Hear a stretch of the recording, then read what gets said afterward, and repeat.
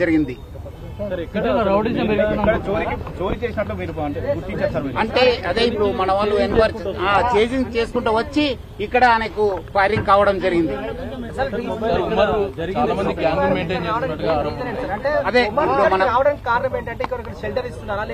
లేదు అని I think offence కోసం వచ్చినట్లు ఉన్నారు. ఆ టైంలోనే మన డీసీపీ మన ఇక్కడ ఈ దారిలో వెళ్తున్న సమయంలో ఆయనకు ఇది ఆయన నేరంకి పాల్గొంటున్నారని చెప్పి ఆయన కనిపించిన తర్వాత మన వాళ్ళు డీసీపీ గన్మ్యాన్ వెహికల్ నుంచి దిగి ఆయన పట్టుకోవడానికి ప్రయత్నం చేయడం జరిగింది.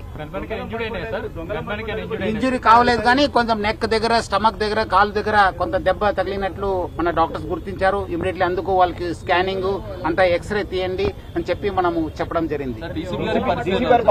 డీసీపీ గారు బాగానే ఉన్నారు, మన గన్మ్యాన్ కూడా బాగానే ఉన్నారు. సో మనము వాళ్ళిద్దరు కూడా ఎందుకంటే లోపల కూడా ఇంజరీ అయి ఉంటామని చెప్పి డాక్టర్స్ కూడా అనుమానం చేశారు. అందుకు వాళ్ళకి మొత్తము స్కాన్ ప్లస్ వాళ్ళకి ఎక్స్రే తీయని చెప్పి చెప్పడం జరిగింది.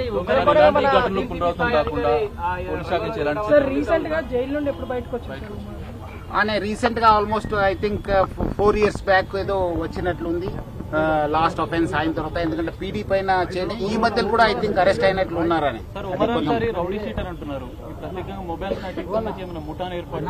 అంటే అది ఇంకా మనం ఎంక్వైరీ చేసి ఇద్దరు దొంగలని ఇంకోటి వాళ్ళని పట్టుకున్న తర్వాత అదేవిధంగా ఈయన కూడా అంతకుముందు ఎవరెవరితో అఫెన్స్ చేస్తున్నారు ఇప్పుడు ప్రాథమిక సమాచారం ఉంది. మీ అందరు కూడా నేను కోరితే ఇటు ప్రైమరీ ఇన్ఫర్మేషన్ ఆయన ఎవరు, అంతకుముందు ఎన్ని 20 అఫెన్స్లు ఎవరితో చేసి కలిసి ఈ దొంగతనం చేశారు, ఎక్కడెక్కడ ఎక్స్టార్షన్ చేశారు, ఎక్కడెక్కడ ఈ వెపన్స్ తీసుకుని ఎక్కడ బెదిరించారనే పైన మనము డీటెయిల్ గా ఎంక్వైరీ చేసిన తర్వాత